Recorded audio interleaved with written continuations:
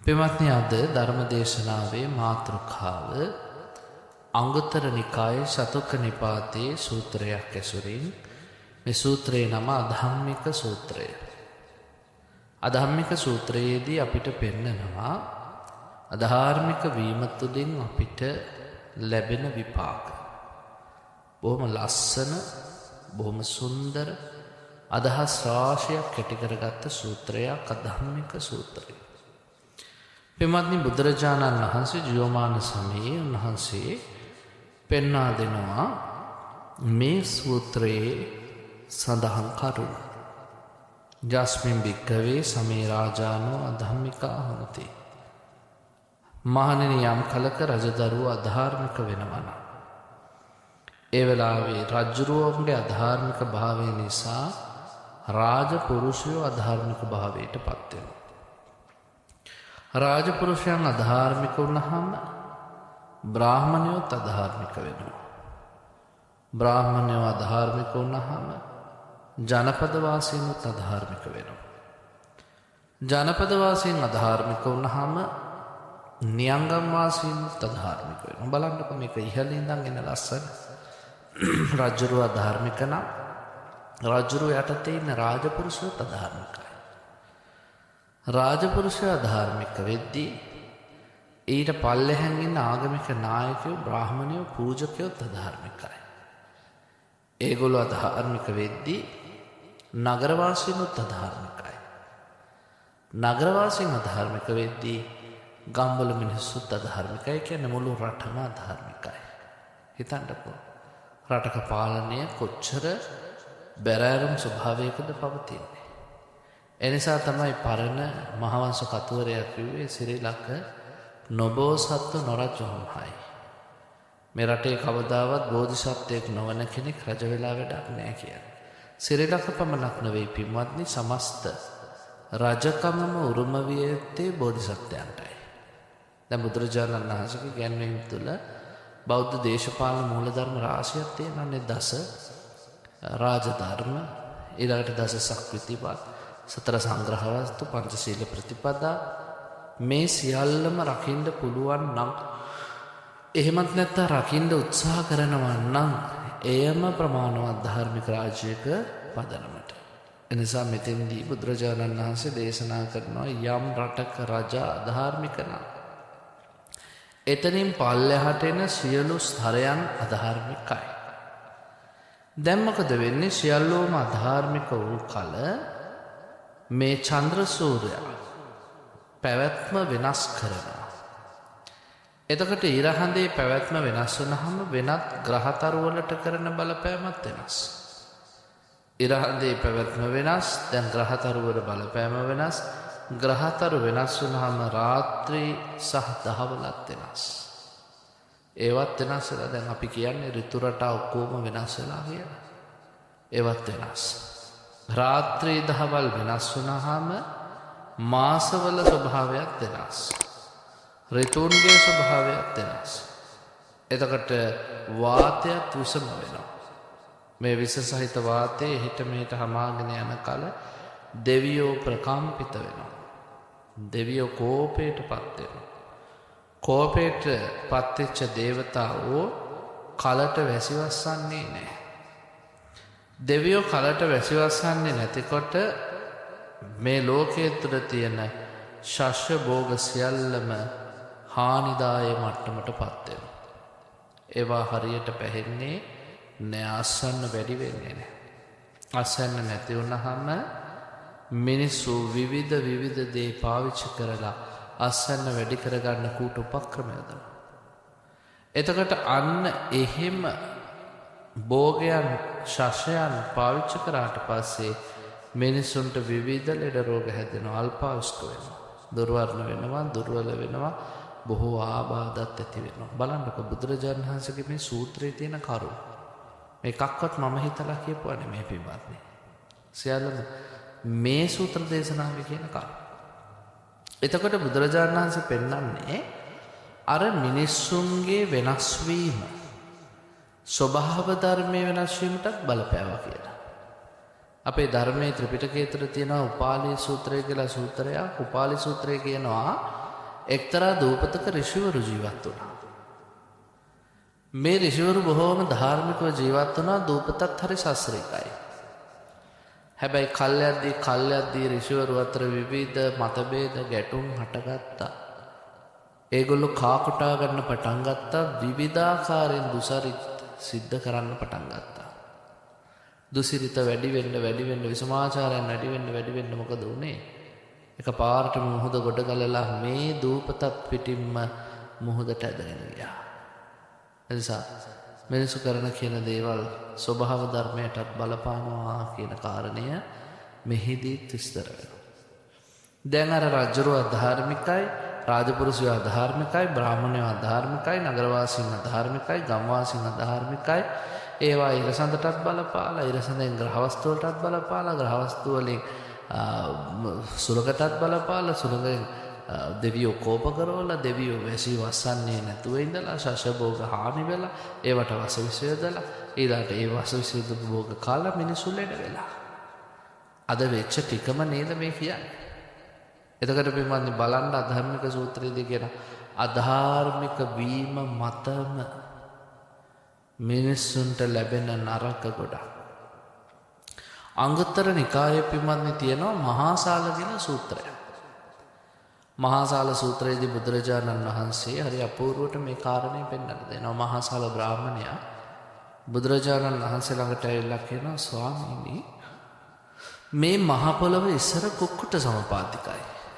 කුක්කුට සමපාතිකයි කියන්නේ පින්වත්නි කුකුලෙක්ට වහලෙන් වහලට පැන යන්න පුළුවන් රට වටේ ඒ තරම් නිවාස ගෙවල් ළඟ වහලෙන් වහලට කුකුලෙක්ට පයින්න පුළුවන්. හැබැයි ස්වාමීනි ඉස්සර ලෝකයේ එච්චර මිනිස්සු හිටියට අවීචිය තරම් ජනගහනය වැඩි වුණාට දැන් එහෙම නෑ. දැන් ගම් නොගම් වෙලා, නගර නොනගර වෙලා, නියංගම් නොනියංගම් වෙලා. මෙසේ ජනගහනය අඩුවීමට හේතුව කුමක්ද කියලා මහාසාල බ්‍රාහ්මණය බුදුරජාණන් වහන්සේගෙන් අහනවා. ඒ වෙලාවේ බුදුරජාණන් වහන්සේ උත්තර දෙනවා, මහාසාල මිනිස්සු ගාව එන්න අනාගතයේ වැරදි ලක්ෂණ 3ක් හට ගන්නවා. මොනවාද වැරදි ලක්ෂණ 3? පළවෙනි එක පින්වත්නි විෂම ලෝභය, දෙවෙනි එක අධර්ම රාගය, තුන්වෙනි එක මිත්‍යා ධර්මය. මේවා අපි දැනගෙන ඉන්න එපා. විෂම ලෝභය කියලා කියන්නේ තමන්ටත් හිතාගන්න බැරි, දරාගන්න බැරි තරමට හරිම ලෝභකමක් ඇති වෙනවා. අද නම් එහෙමයි. පුංචි දෙයකට මිනිස්සු හරිම දරුණු විදිහට ප්‍රතික්‍රියා දක්වනවා. ඇලීම් නිසා ඇලීම් වලින්ම මුලා වෙච්ච ලෝකෙක මිනිස්සු අද පුදුම විදිහට දිවි ගෙවනවා. ඒ ලෝභය මිනිස්සුම විනාශ කරන මට්ටමටම අද වෙනකොට ඇවිල්ලා තියෙනවා. කොටින්ම කිව්වොත් Taman සතු දෙයට විතරක් නෙමෙයි, අන්සතු දේවල් වලට මිනිස්සු පුදුම විදිහට ඇලුම් කරනවා. විෂම ලෝභය. අධර්ම රාගය කියලා කියන්නේ රාගයේ අඳුරු පැත්ත. සාමාන්‍යයෙන් වයසකට එළඹුණාට පස්සේ පුරුෂයෙක්ට තමන්ගේ සිත්ගත් කාන්තාවකට සිත්ගත් පුරුෂයෙක් පිළිබඳව සිතක් එළඹීම සාමාන්‍ය දෙයක්. විවාහ ජීවිතයක් තුළ කුටුම්බය සංරක්ෂණය කරගෙන දරුමල්ලු හදාගෙන ජීවත් වීම නොවේ මේ කතා කරන්නේ. අධර්ම රාගය කියන්නේ රාගයේ අඳුරු පැතිකඩ. අම්මා කෙරෙහිට තමන්ගේ පුතෙක්ගේ වයසේ කෙනෙක් පිළිබඳව ආසාවක් ආවොත්, තාත්තා කෙනෙක්ට තමන්ගේ දුවකගේ වයසේ කෙනෙක් පිළිබඳව ආසාවක් ආවොත්, ඊළඟට ගොඩාක් වයස්ගත මහල්ලන්ට මුණුපුරන්ගේ අය වයසේ අයත් එක්ක ලිංගිකව එකතු වෙන්න ආසාවක් ආවොත්, ඊළඟට අම්මලාගේ නැන්දලාගේ වයසේ අයත් ගැන ආසාවක් ආවොත්, ගුරුවරුන්ට ශිෂ්‍යයෝ ගැන, ශිෂ්‍යයන්ට ගුරුවරු ගැන විසම පැතිකඩ. දැන් අද වර්තමාන සමාජයේ පිළිබඳ මේ සම්බන්ධයෙන් ගොඩාක් කතා කරනවා. සමහර ඒවා සාධාරණීකරණය කරන්නත් යනවා. ආදරයට වයස ප්‍රශ්නයක් නෑ, ආදරයට ඔය බාධක මුකුත් නෑ, අපිට හොඳ නම් ඕගලන්ට මොකද කියලා. හැබැයි අධර්ම රාගය කියන්නේ ලෝකයේ පහළ නොවිය යුත්තක්ය කියන එකයි ධර්මයේ සඳහන්. ඊළඟට තුන්වෙනි එක තමයි පිළිබඳ මිත්‍යා ධර්මය. මිත්‍යා ධර්මය කියලා කියන්නේ සමලිංගික සේවය. පිරිමියෙක්ට පිරිමියෙක් කෙරෙහි, ගැහැණියකට ගැහැණියක කෙරෙහි ඇතිවන ආසාව. මේකත් ඇති නොවිය යුත්තක්. දෙවියන් එහෙම ওই මිත්‍යා ධර්මයට අධික ලෙස අප්‍රියයි කියලා කියනවා. එතකොට මෙන්න මේ කරුණු තුන විෂම ලෝභය, අධර්ම රාගය, මිත්‍යා ධර්මය වැඩි වෙන්න පින්වත්නි මනුස්ස ලෝකයේ තුල වෙනවලු විපර්යාස තුනක්. ඔය ධර්මික සූත්‍රයේ කියන කරුණමයි නැවත මෙතෙන්ට එන්නේ. මොනවද වෙනවා කියන කරුණ තුන? පළවෙනි එක විෂම ලෝභයයි, අධර්ම රාගයයි, මිත්‍යා ධර්මයයි වැඩි වෙන්න පළවෙනිම එක තමයි දේශගුණික ඍතු රටා වෙනස් වෙනවා. දෙවිවරු මහ පොළොවෙන් ඈත් වෙනවා. ඈත් වුණාම පින්වත්නි නිසි කලට වැසි වැටෙන්නේ නැහැ. ශස්‍ය භෝග පාළු වෙනවා. පාළු වුණාම මිනිස්සු මොකද කරන්නේ? ඒවැ අස්යන්න වැඩි වෙන්න කියලා බෙහෙත් ගහනවා. බෙහෙත් ගහපුවම පින්වත්නි විවිධ රසායනික මගින් ලෙඩ ඇදෙනවා. මිනිසුන්ගේ ආයුෂ හීන වෙනවා. මිනිස්සු දුර්වල වෙනවා.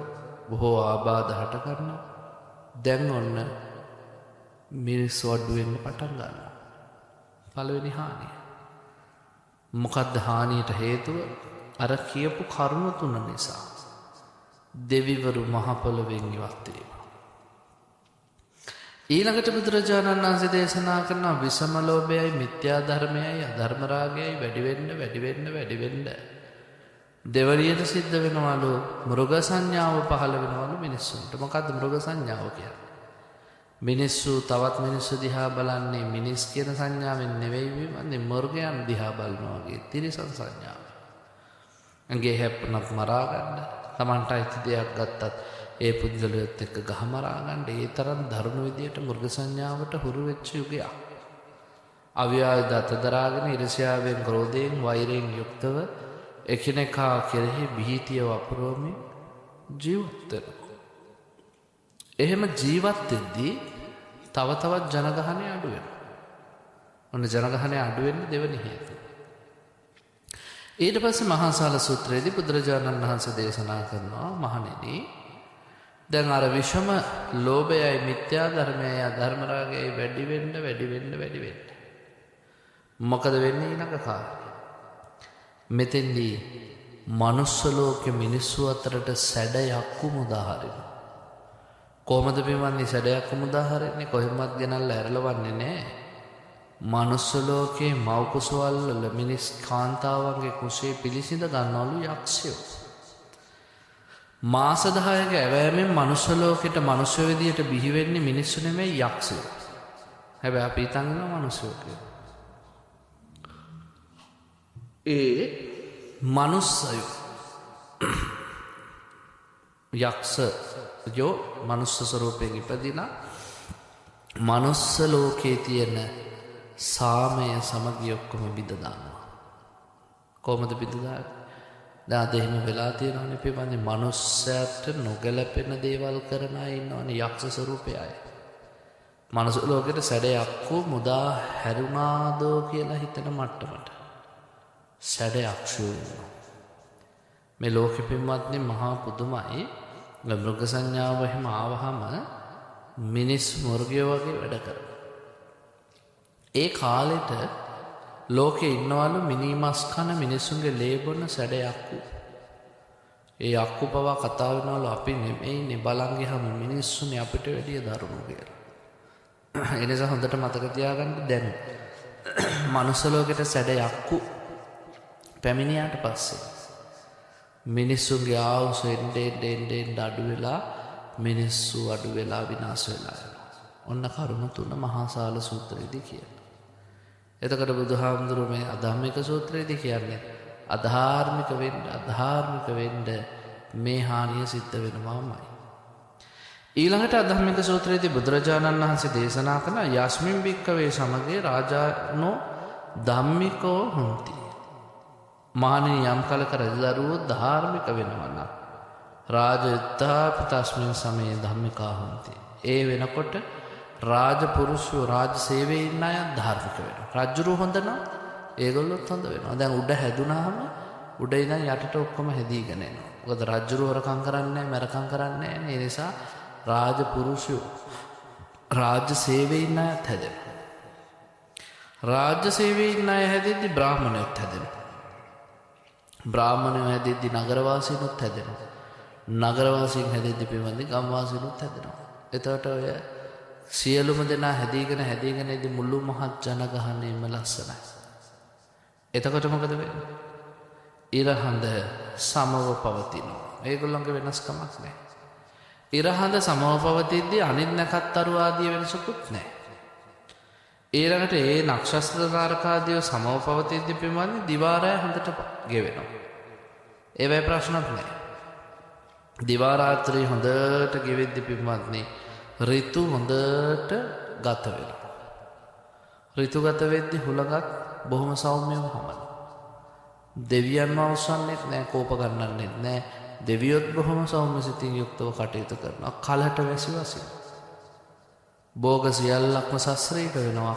මිනිස්සු එතකොට දීර්ඝායුෂ වෙනවා, වර්ණවත් වෙනවා, බලවත් වෙනවා, අල්පාබාධ යුක්ත වෙනවා.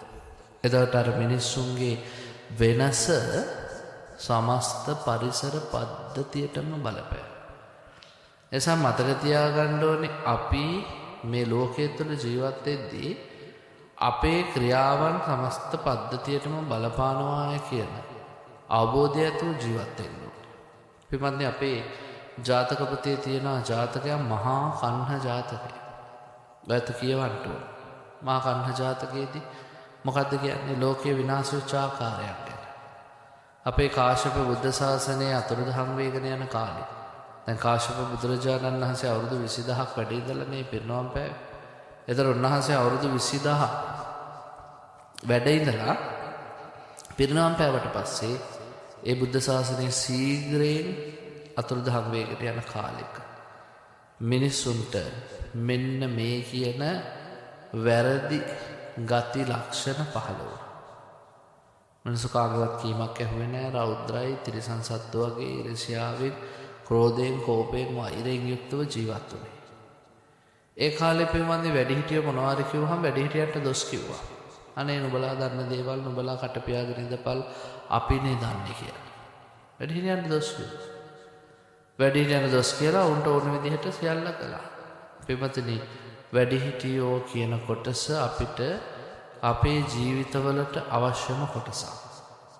බුදුදහමේ තියෙන වෘද්ධ පහ වයෝ වෘද්ධ, සීල වෘද්ධ, ගුණ වෘද්ධ, ඥාන වෘද්ධ, තප වෘද්ධ කියන අපිට වැඩි කුමන හෝ වෘද්ධියකින් වැඩි නම් අපි ඒ පුද්ගලයන් කෙරෙහි තාමත්ම ගෞරව බහුමානව ජීවත් විය යුතුයි. අර කොසල් රජුගේ හීනයක් තිබ්බා පින්වත්නි. එක්තරා ගොන් කරත්තයක් මහලු ගවයෝ අදින්න සූදානම් වෙච්ච වෙලාවක තරුණ ගවයෝ පැනලා මහලු ගවයන් වෙලෝලා තමන් කරත්තේ බැඳගන්නවා. දැන් අපේ රටේ සමහර වෙලාවට කියනවානේ දැන් මේ වයසක ඉඳලා වෙලෝමු තරුණයන්ට බලය දෙමු කියලා. ඔය ගැන තමයි කියන්නේ. තරුණ ගවයෝ ටික කරත්තේ බැඳගත්තා. බැඳගෙන අදින්න සංඥාව දීපු ගමන් මොකද කළේ? වම් පැත්තේ ගොනා වමට ඇද්ද, දකුණේ ගොනා දකුණට ඇද්ද, ඉස්සරහා ගොන පිටිපැස්සට ඇද්ද, පිටිපැස්ස ගොන ඉස්සරහට ඇද්ද, තෝන්ලනු කඩාගෙන හරක් එක එක පැතිවලට දිව්වා. කරත්තේ කඩාගෙන වැටුණා. කොසල් රජු අහනවා ස්වාමීනි මොකද්ද මේ හීනේ තේරුම? රජතුමනි අනාගතේ අත්දැකීම් තියෙන, කලපුරුද්ද තියෙන, පළපුරුද්ද තියෙන, දැකපුරුද්ද තියෙන වයස්ක බ්‍රාහ්මණයෝ ඉඳිද්දී, වයසක ශාස්ත්‍රීය ඉඳිද්දී කිසිම අවබෝධයක් නැති, අත්දැකීමක් නැති අය රටවල් පාලනය කරන්න ගිහිලා කරන විනාශය කිව්වා. එනිසා මතක තියාගන්න ඕනේ අපි හැම මොහොතකම මේ වෘද්ධාපචායනය කියන එක තියෙන්න ඕනේ. දැන් එදා කාශ්‍යප බුද්ධ ශාසනය වැඩි හිටියා. මොන හරි කියද්දී ගෝවා නේ ඔයාලා කට පියාගෙන ඉන්න. ඉතින් වැඩි හිටියෝ නිශ්ශබ්ද වුණා. අම්මා තාත්තා මොන හරි කියද්දී ගෝවා ඔයගොල්ලෝ ඉගෙනගෙන නැහැ නේ ඔයාලා කට පියාගෙන ඉන්න. ඔයාලා මොනවද දන්නේ කියලා. අදත් එහෙම කියනවනේ පින්වත්නි. කාශ්‍යප බුද්ධ ශාසනය විතරක් නෙමෙයි. දැන් අද මේ ගෞතම බුද්ධ ශාසනයේ පරිහානියට යන කාලෙත් කියනවා. පිළිගත්තේ නැහැ. තමන්ගේ උගත්කම් වලින් මත් වුණා. දැන් හරියට උගත් වෙනවානේ අපි පුංචි කාලේ නම් කවුරු හරි ළමෙක් අපි විශ්වවිද්‍යාලයේ ගිහුවම අපිත් ඉතින් අහනවා කොහෙද කැලණියේද කොළඹද පේරාදෙණියද කියලා.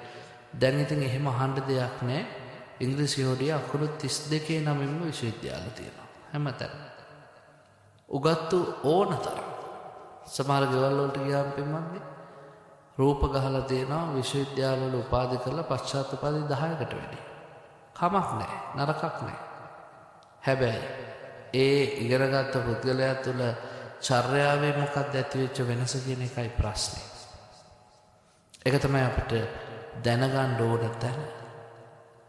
මේගොල්ලොත් කියනවා දෙමව්පිය උපදෙස් දෙද්දී අනේ ඔයාලා දන්නේ නැහැනේ, ඔයාලා ඉගෙනගෙන නැහැනේ, ඔයාලා ඔයාගේ පාඩුවේ ඉන්න. ඉතින් දෙමව්පියොත් කට පියාගත්තා. ඊළාට කාශ්‍යප බුද්ධ ශාසනය වියකමින් යන කාලේ ස්වාමීන් වහන්සේලා උපදෙස් දෙද්දී කිව්වලු මේ ඔබ වහන්සේලා කට පියාගෙන ඉන්න.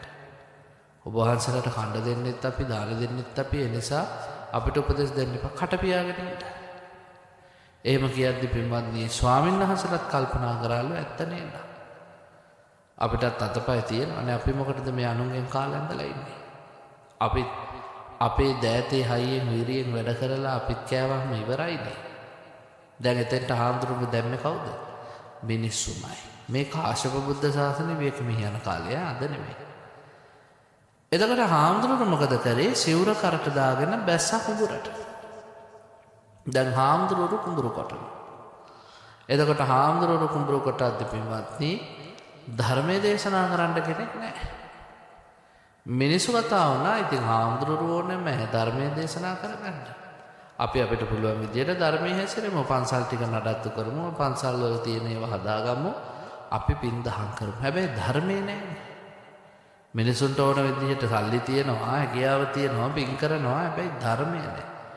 අතහරින්න කර්මයේ කර්මඵලය ගැන කියලා දෙන්න, හේතුඵලවාදය ගැන කියලා ඒවා කවමුකුවත් නැහැ.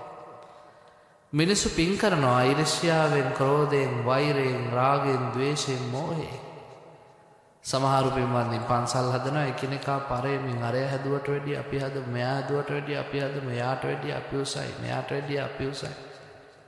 මේම තරහෙන්, ක්‍රෝධයෙන්, කෝපයෙන් පින්කම් කරලා පින්වත්නි මැරිලා යක්ෂයෝ වෙලා උපදුනා සමහරු.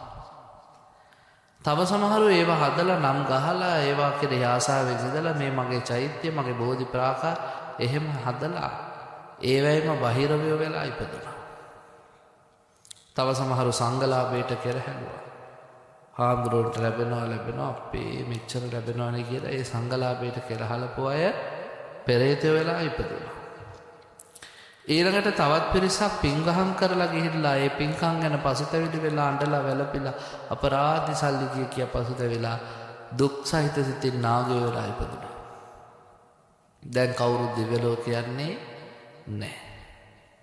දවසක් සක්‍රයා මාතලීට කතා කරලා කියනවා මාතලී මනුස්ස ලෝකෙ මොකක් හරි ප්‍රශ්නයක්ද කොහෙද? ඇයි ස්වාමීනි? නෑ කවුරුත් දැන් මේ මනුස්ස ලෝකෙන් දිව්‍ය ලෝකෙට එන්නේ නැහැ නෑ. අපි ගිහින් බලමු කියලා සක්‍රයා මාතලී දේව පුත්‍රයාත් එක්ක පින්වත්නි එනවා මනුස්ස ලෝකෙට. ඔව් සක්‍රයාට පේනවා මනුස්ස ලෝකෙ වෙලා තියෙන අපරාධය. මොකද්ද වෙලා තියෙන්නේ? දැන් හාමුදුරුවෝ බල කියන්නේ හාමුදුරුවෝ කුඹුරු කොට. හාමුදුරුවෝ කුඹුරු වල ඉඳගෙන කුඹුරු වැඩ කර ඉන්නවා. හාමුදුරුවෝ නැති නිසා හාමුදුරුවෝගේ අඩුපාඩු පුරවන්න වෙන වෙන අය බන කියනවා. ඒගොල්ලෝ ඒගොල්ලන්ගේ ජීවිතවල තියෙන සංසිද්ධි පෙන්න බන කියනවා. දැන් අදත් එහෙම ටිකක් වෙලා වගේ භික්ෂුන් වහන්සේලා වෙන වෙන අන්දමේ දේවල් ගැන කතා කරද්දී පොය දවසට වෙනත් වෘත්තීය විෂයන් කරන අයත් ඇවිල්ලා පොය දවසට ටීවී වල බන කියනවා. ඔක්කොම වෙනස් වෙලා.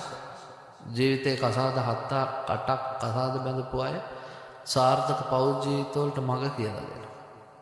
හොරකමින් වංචාවෙන් කල් ගෙවන මිනිස්සු ධාර්මික සමාජයකට කියලා බන කියනවා. හරි පුදුම වැඩක්. එතකොට මේ හැම දෙනාම පින්වත්නි බොරුවක් කරගෙන යනවා. සක්‍රයට තේරෙනවා මනුස්ස ලෝකෙ ඔක්කොම විපරීත වෙලා. සක්‍රයා කියනවා මාතලීට මාතලී ගණින් කන්හ කියන සුනකයාගේ වෙස්ය. මොකද මේ මිනිස්සුන්ට බන කියලා වැඩක් නැහැ. කන්හ සුනකයාගේ වෙස්ය ගණින් බණපොත කියවලා බලන්න. කන්හ සුනකයා පින්වත්නි අස්සනාම්බෙක් විතර විශාලයි. ආනමාළු ගෙඩි වගේ විශාල දත්, දෙලුම් ගෙඩි දෙකක් වගේ විශාල රතු පාට ඇස් දෙකක් කන්හ සුනකයාට තියෙනවා. ඒ කන්න සුනකයව දන්වැල් 5ක් දාලා බැඳගෙන ඉන්නේ සක්‍රයා. අද්භූත මිනිහෙක්ගේ වෙස්යකින්. සක්‍රයා කන්න සුනකයව අල්ලාගෙන ඉන්නවා. කන්න සුනකයා බුරන්න පටන් ගත්තා. බණපතේ කියනවා එදා ඒ බුරුපු සද්දේ අකනිටා බඹලොවේ ඉඳලා වීච මහ නරකාදියට වෙනකන් ඇහුණා කියලා. දැන් බල්ලා දුවනවා. මග හම්බේන මිනිස්සුම තූ කරමින් ඉර බඩවැල් ඉර මස් කකා දුවනවා. හැබැයි මේක දෘෂ්ටි මායාවක්. ජාතකපත අවසානයේදී කියනවා එදා කිසිම කෙනෙක්ට සීරීමක්වත් උනේ නැහැ. මේක මේ පෙන්නපු දෙයක්. දෘෂ්ටි මායාවක්. ඒ පාරමීවත්නි මිනිස්සු මහා බයටපත් වෙලා දුවගෙන යනවා. බල්ලත් එළවනවා, සක්‍රයත් ඒ පස්සෙන් දුවනවා. කොහොම හරි අන්තිමේදී රාජමාලිගයේ ළඟට මිනිස්සු ආවා. රජුරෝ කිව්වා ඉක්මනට දොරටු වහන්න, වාසලේ දොරටු වහන්න වැහුවා. හැබැයි වැඩක් වුණේ නැහැ. කන්නසුනකයා සක්‍රයවත් අද්භූත මිනිහවත් ඇදගෙන පැන්නා තාප්පෙන් ඇතුළට. දැන් රාජාංගනේ මැද මේ කන්නසුනකයා මහායියෙන් බුරනවා. රජුරෝ කිව්වා මේ කබුරන්නේ බඩගින්නට වෙන්න ඇති මොනවා හරි කණ්ඩ දාපල්ලා කියලා. රජවාසලේ මුළුතැන්ගේ තිබ්බ සියලුම කැම ಜಾති ගෙනත් දැම්මා. දාන ටික කෑවා. කාලා තවත් හයියෙන් බුරනවා. රජුරෝ අහනවා මොකද මේක තවත් බුරන්නේ? මේකගේ බඩගින්න ඉවරයක් නැහැ. එහෙනම් ඔය බඩගින්න ඉවර වෙන්න මොනවද දෙන්න ඕනේ? එපාර කියනවා ස්වාමීනි ඔය බඩගින්න ඉවර වෙන්න නම් මෙයා ආසම දෙය දෙන්න ඕනේ. මෙයා කන්නේ මිනි මාස්. රජුරෝ අහනවා අපිවත් කාවේද? කියන්න බෑ. එයා කන ලයිස්තුවක් තියෙනවා. ඔන්න දැන් සක්‍රයා කියන්නයි සූදානම්. ඒ ලයිස්තුව මෙතන කියවන්න අමාරුයි. ඔයත් හොයාගන්න ලයිස්තුව. මහා කන්න ජාතකයේ කියවල. පළවෙනියටම කිව්වා මේ කන්නසුනකයාද කන්න හොයන්නේ සිවුරු කරට දාගෙන කුඹුරට බැස්සාය. මොකද මිනිසුන්ට මේ ශාසනයේ වටිනාකම නැති කරන්න උත්සාහ කරපු එක පිරිසක්. ඉස්සෙල්ලම කනවා කිව්වා. සිවුරු කරට දාගෙන කුඹුරට බැස්ස හාමුදුරුවෝ. ඊළඟට කිව්වා සිවුරු දාගෙන මිනිසුන්ට හොරෙන් කාමයේ වරදවා හැසිරෙන භික්ෂු භික්ෂුණී දෙපිරිස. ඊළඟට කිව්වා නැකත්තරු බල මිනිස්සු රවට්ටන නක්ෂත්‍රකාරයෝ. ඊළඟට රටවල් වලින් හොරා කාලා ගසා කාලා රටවල් විනාශ කරන පාලකයෝ. පුළුවන්කම තියෙද්දි අම්මා තාත්තට නොසලකන දරුවෝ. පරදාර පරපුරුෂ ස්ත්‍රී සේවනයේ දෙන අය. ඊළඟට කිව්වා අර අපි මුලින් කියපු අධර්ම රාගයේ දෙන අය. රාගයේ වැරදි පැතිකඩවල නිරත වෙන අය ඒගොල්ලම කාලා විනාශ කරනවා කිව්වා. බලන්නකෝ ගොඩ දෙනෙක්නේ. එපාර රජුරෝ අහනවා අපිට සමාවක් දෙන්න බැරිද? රජුරෝ සමාවක් දෙන්න බැරිද කියලා අහපම අර අද්භූත මිනිහා කියනවා පුළුවන් දෙන්න. හැබැයි මෙච්චර කාලයක් කරපු වැරදි ආයි කරන්න බෑ. ඉක්මනට තිසරණය සමාදන් වෙන්න ඕනේ. පන්සල් පද 5 රකින්න ඕනේ. කර්මඵලයේ විශ්වාස කරලා ජීවත් වෙන්න. හොඳයි අපි කරන්නේ. ඒ පාර කියනවා අපි මන්නේ හොඳයි එහෙනම් පන්සල් ගන්න සූදානම් වෙන්න. සක්‍රයා සක්‍ර ස්වරූපයෙන් පෙනී ඉඳලා. ඊළඟට මාතලීගේ ස්වරූපයෙන් පෙනී ඉඳලා දැන් වෙස් මාරු කරගෙන පන්සිල්හි පිහිටෙව්වා මිනිස්සු. රජුරුව ප්‍රධාන. තිසරණේ සමාදන් කළා. පින්කිරීමේ ආනිසංස ගැන කිව්වා. ඕන් එදා ඉඳන් පින්වත්නි නැවත අවුරුදු 1000ක් මනුස්ස ලෝකෙන් දිව්‍ය ලෝකෙට මිනිස්සු ගියාය කියලා සඳහන් වෙනවා. ඒ කියන්නේ බලන්නකො සක්‍රය ඇවිල්ලත් අවුරුදු 1000යි නම් පුළුවන් වුණේ. මතක තියාගන්න දැන් මේ වර්තමානයේ බණ කියන හාමුදුරුවෝ කරන්නේ පුදුම සේවයක්.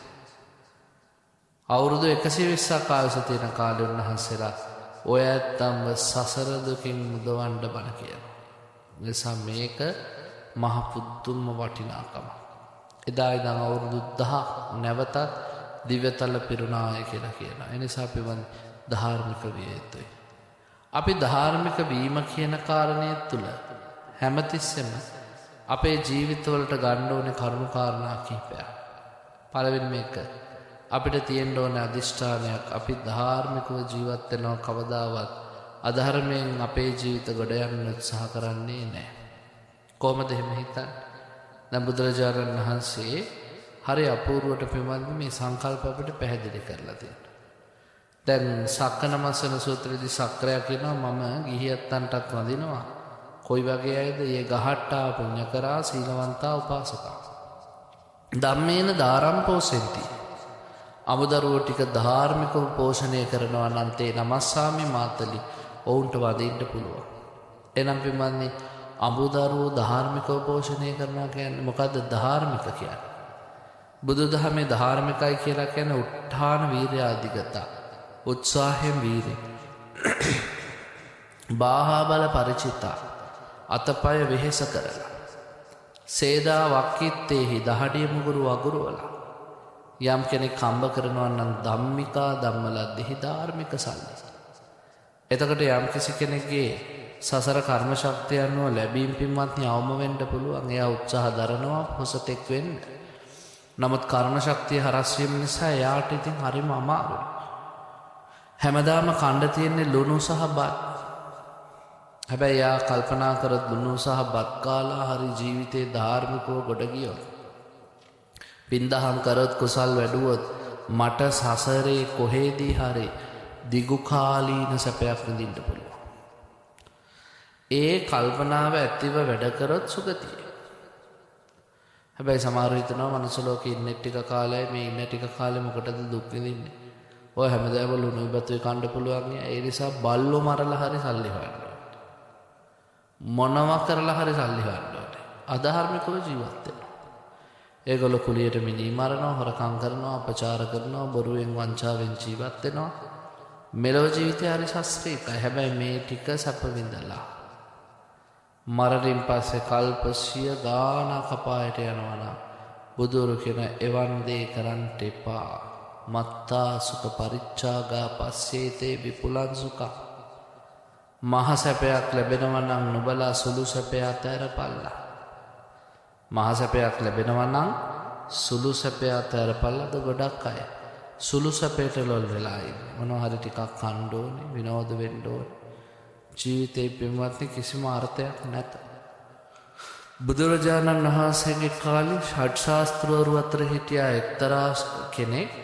එයා මිනිස්සුන්ට හැමතිස්සෙම කිව්වා යාවත් ජීවේන සුඛං ජීවේ. රෙණං කත්තාරි තම්පිවේ. හසමි භූතස්ස දේහස පුනරාගමනක් කෘතක් කියලා. ඉන්න ටිකේ හොඳට ඉන්න, ණය වෙලා හරි කිතෙල් කණ්ඩ. මේ ශරීරය අපි අත්හැරියට පස්සේ ආයි නැවතීමක් නැහැ. ඒ නිසා ඔය පව්පින් ගැන හිතන්න එපා. ඕවා මේවා කොහොම වැඩක් නැති දේවල්. අපි හැමතිස්සෙම කාලා බීලා ඉන්න ඕනේ කියලා ඉගැන්වීමක් කළා. ඒ කාලේක බුද්ධ ආගම නෙවෙයි. බුදුරජාණන් වහන්සේ අපිට දේශනා කරන්නේ හැම මොහොතකම ධාර්මික සුවයක් විදිහට. ඒ නිසා පින්වතුනි මේ අධම්මික සූත්‍රය කියන කරුණ ගැන අපි නැවත නැවතත් ජීවිතයේ අවබෝධයෙන් යුක්තව ක්‍රියා කරන්න ඕනේ. ආයි අලුතින් හිතන්න තියෙන තැන. අපිට මෙහෙම වුණේ ඇයි? අපේ ජීවිතවලට මෙහෙම අඩුපාඩුවක් රැස්ුනේ ඇයි? එහෙම හිතද්දී අපිට පුළුවන් ඒවට හේතු හොයන්න. දැන් බුද්ධ ආගම කියන්නේම පටිච්චසමුප්පාදේ මුල් කොටගත් ආගමක් නේ.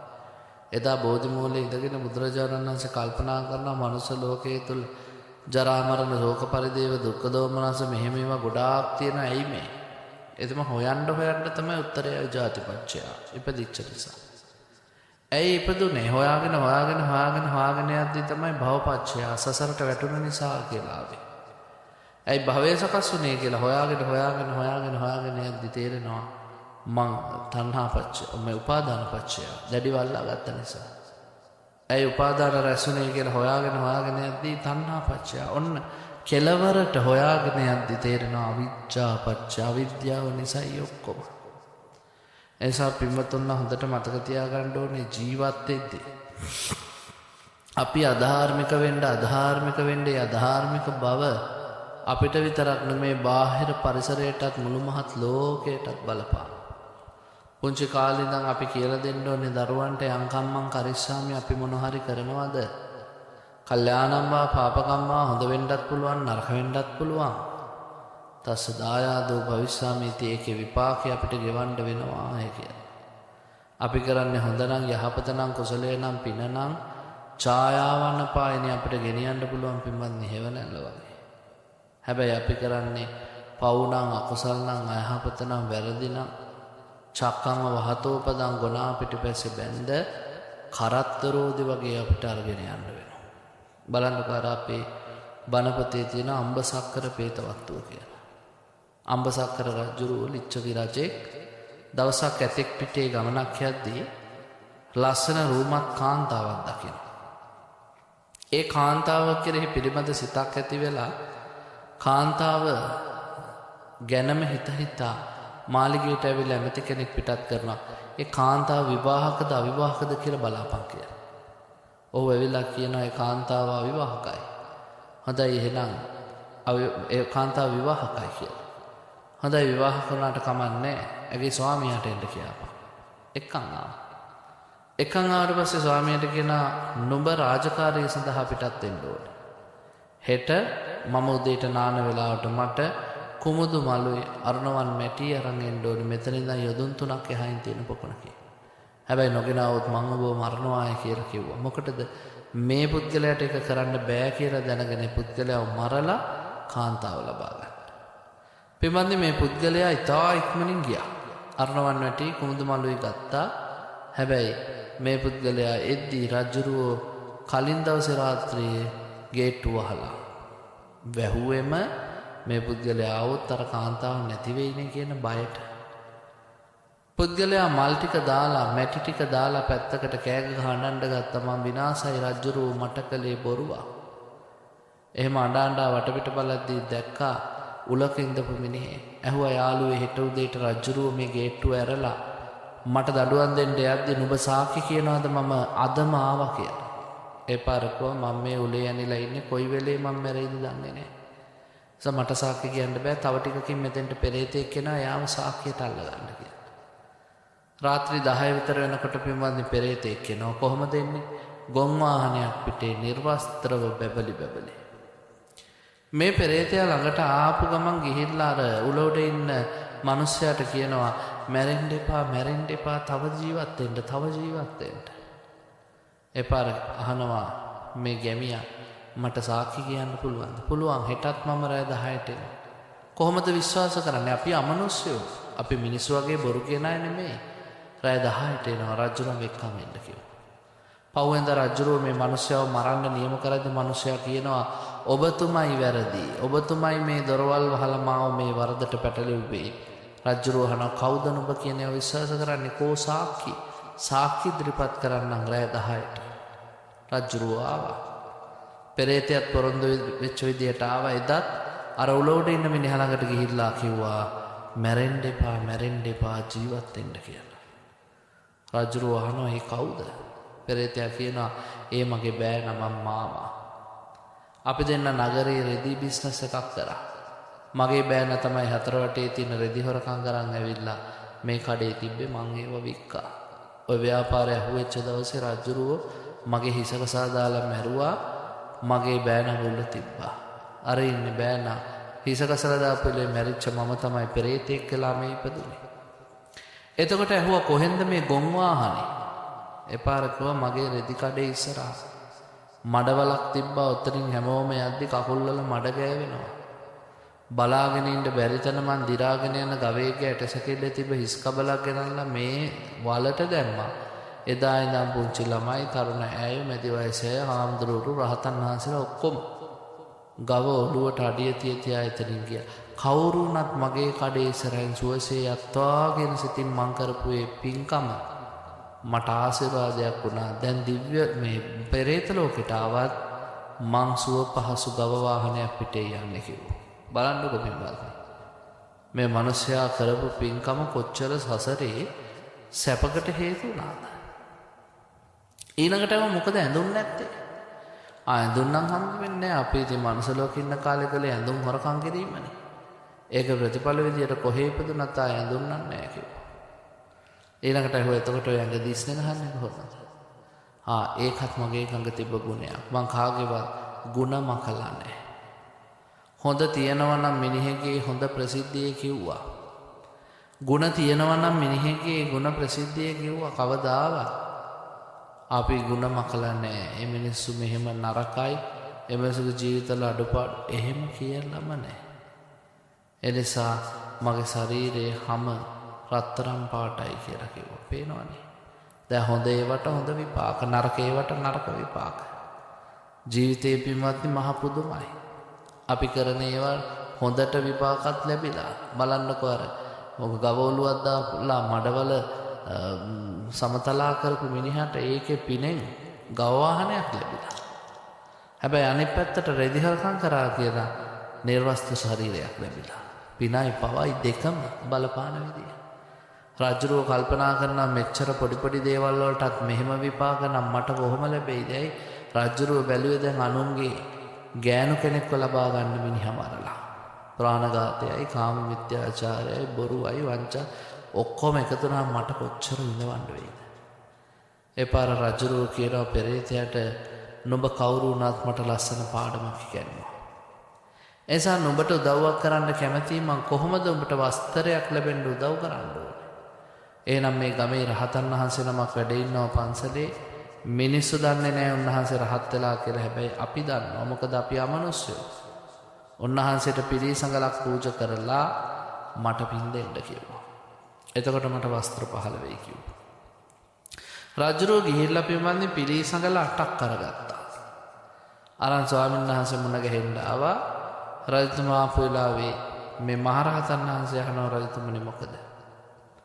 පිළිසඟලක් පූජා කරන්න. පිළිසඟලක් පූජා කරන්න. අම්බසක්කර රජතුමනි ඔබ කොච්චර පව්කම් කළාද? හාමුදුරුවෝ කී දෙනෙක්ට කකුල් මාට්ටු දැම්මද? හාමුදුරුවෝ කී දෙනෙක්ගේ පාත්‍ර පොලේ ගැහුවද? හාමුදුරුවෝ කී දෙනෙක්ගේ පස්සෙන් එලෙව්වද? ඊයේ පෙරේද ඔබ අන්ධ මිනිහෙක්ගේ සැරමිටියත් අරගෙන විහිළු තහළු කරා කියලා ආරංචි. අම්බසක්කර රජු ඔක්කොම අහන් ඉඳලා කියනවා ස්වාමීනි ඔක්කොම පිළිගන්නවා. ඇත්ත. ඔක්කොම කළේ මම. තරුණ කාලේ විනෝදෙට ආවේගශීලීකමට වකලාට ඊයේ මට එක්තරා පෙරේතෙක් ජීවිතය ගැන කියලා දුන්නා. කර්මයේ ස්වභාවය. එනිසා සසර සුගතියකට යන්නයි මේ බලාපොරොත්තුව. අනේ ස්වාමීනි මගේ මේ පූජාව පිළිගන්න කිව්වා. ඒ වෙලාවේදී පින්වත්නි මහරහතන් වහන්සේ කියන රජතුමනි ඔබ වරද ලෙස පිළි අරගෙන හැදෙන්න කැමති නම් ඔබේ වරද ඉවසන්නත් අපි කැමතියි. ඔන්න බුද්ධ ධර්ම. 999ක් මරලා අඟුලිමාලට පන්සලට එන දොර වහපු නැති ආගමක් නෙපින්වත්නි. ජීවිත කාලෙම ගණිකාවක් විදිහට ගණිකාවර්තිය යෙදුනත් අම්බපාලිට පන්සලට එන්න දොර වහපු නැති ආගමක් නේ. ඒ නිසා ඕන හොරෙක්ට ඕන බේබද්දෙක්ට ඕන ස්ත්‍රී දූෂකයෙක්ට පන්සලකට එන්න ඕනම වෙලාවක අවසරයි තියෙනවා. ඔබේ ජීවිතවල මේ ආකල්පමය වෙනස ඇති කරගන්න. එපාර කිව්වා හොඳයි පූජා කරන්න. ඔබ හැදෙන්න කැමති නම් අපි වසන්නත් කැමති. රජුරෝ පූජා කළා. පූජා කරාම අර රහතන් වහන්සේ පින් දෙනවා මෙහි පළමු පින ඔබට ලැබේවා. ආයුෂ් ශ්‍රී සම්පත් සමෘද්ධ වේවා. දෙවන පින පෙරේතයටත් ලැබේවා. පෙරේතයටත් වස්ත්‍ර 15 වේවා. අර පෙරේතයා දැන් එනවා සුදු අස්සෙක් පිටේ දවල වස්ත්‍රයක් පරෝගෙන. ඇවිල්ලා කියන රජතුමනි බොහොම පිං. රජතුමා කියනවා ඔබ මගේ ගුරුවරයෙක් වගේ. ඔබතුමා තමයි මගේ ඇස් පෑදුවේ. හොඳයි එහෙනම් මාව ගුරුවරයා කියලා පිළිගන්නවා නම් මට තව උදව්වක් කරන්න. මොකද්ද කියලා අපම කිව්වා. අනේ අර උල උඩ ඉන්න මගේ බෑනව උලෙන් නිදහස් කරන්න. තාම මැරිලා නැහැ. දවස් 20ක් මේ වෙනකොට උලේ ඇරිලා. මිනිහාගේ පෙර පිනකට පින්වත්නි උල ජර බර ගාලා ගිහලා බැහැලා ඉස්මුදුනේ මතුනේ නැහැ. මිනිහාගේ ජංගාස්ති වල කලවැටවල හිර වෙලා උල තිබ්බේ. ඒ නිසා මිනිහට ලොකු හානියක් වෙලා තිබ්බේ නැහැ. හැබැයි හාමත් වෙලා හැම්බත් වෙලා හිටියේ. ඊට පස්සේ කෝ රජතුමනි අර නිර්හංකාරේ නිස්කාරණේ මරලා දාන්න හදපු මිනිහවත් අතාරින්න. රජුරෝ කොහොමත් මං අතාරිනවා පව් කරන්න ඕන නැහැ. දෙන්නවම නිදහස් කළා. අර මානවකයට කතා කළා කොඹ බිරිඳත් එක්ක සාමයෙන් සතුටින් ආදරෙන් හිටපන්. මං ආයෙ උඹලගේ ජීවිතේට ඇගිලි ගහන්නේ නැහැ. ඊළඟට පින්වත්නි උල උඩ හිටපු මිනිහවත් බිමට අරගෙන තුවාල වලට හොඳට බෙහෙත් කරලා ඒ මනුස්සයාටත් හොඳට සලකලා ඒ මනුස්සයවත් එක්කගෙන ආව පන්සල. දැන් රහතන් වහන්සේ බණ කියනවා. බණ අවසානයේදී අම්බසක්කර මහරජුරෝ සෝවාන් වෙද්දී අර උල උඩ හිටපු මිනිහා සියලු කෙලෙසුන් නසා රහතන් වහන්සේ නමක් බවට පත් වෙනවා. බලන්නකෝ ඒකෙත් වටිනාකම. අර පෙරේතයා මැරෙන්න එපා ජීවත්යන් කියන එකේ ප්‍රතිඵලය දැන් බලන්නකෝ. බැරි වෙලා හරි මැරුණා නම් මොකද වෙන්නේ? පෙරේතයා කියනවා රජතුමනි මෙයාට මම මැරෙන්න එපා ජීවත් වෙන්න කියන්නේ. මෙයා මැරිලා ගිහිල්ලා උපදින්න ඉන්නේ මහ භයානක තැනක අපායක. ඒසා ඊට වැඩිය මේ මනුස්ස ජීවිතයේ අවසාන තප්පරෙත් වටිනවා ප්‍රාතිහාර්යයක් වෙන්න පුළුවන් කියන එකයි මම ඔබට හැමතිස්සෙම කිව්වේ. ඒසා පින්වත් ඔබ හැම මොහොතකම පින්වත්නි ධාර්මික වෙන්න. ඔබේ පවුලෙන් පටන් ගන්න. එක් සමාජිකයා ධාර්මික වුණාම පවුල ලස්සනයි. පවුල් ටික ලස්සන වුණාම ගම ලස්සනයි. ගම් ලස්සන වුණාම නගර ලස්සනයි. නගර ලස්සන වුණාම රට ලස්සනයි. රටවල් ලස්සන වුණාම මුළු ලෝකෙම ලස්සනයි. එනිසා අපේ ඇත්තෝ අධම්මික සූත්‍රයේ තියෙන කරුණු ජීවිතයට එකතු කරගන්න, ජීවිතය ලස්සන කරගන්න, ධාර්මික ජීවිතකට නගා ගන්න මේ අහපු බණ උපනිශ්‍රේම වේවා කියලා ප්‍රාර්ථනා කරා. පින්වත්නි, රැස් කරගත් සියලු කුසල සම්භාර ධර්මයන් පින් කැමති සියලු දෙවියන්ට අනුමෝදන් කරමු. අනුමෝදන් වේවා. දෙවියෝ දිව්‍යාවසෙන් වර්ණයෙන් සැපෙන් බලයෙන් ප්‍රඥාවෙන් වැඩෙත්වා ඔබ සෑම සියලු දෙනාම දෙවියෝ සුරකිත්වා. එසේ ආශිර්වාද කරන දෙවියනොත් අමා මහ නිවනින් සැනසෙත්වා කියලා දෙවියන්ට පින් දෙමු. ආකාශට්ඨා ච බුම්මට්ඨා දේවා නාග මහිද්దికා පුඤ්ඤන්තං අනුමෝදිත්වා චිරං රක්ඛන්තු බුද්ධ ශාසනං.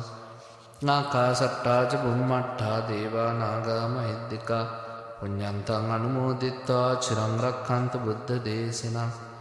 ආකාශට්ඨා ච බුම්මට්ඨා දේවා නාග මහිද්దికා පුඤ්ඤන්තං අනුමෝදිත්වා චිරං රක්ඛන්තු බුද්ධ ශාවකාති.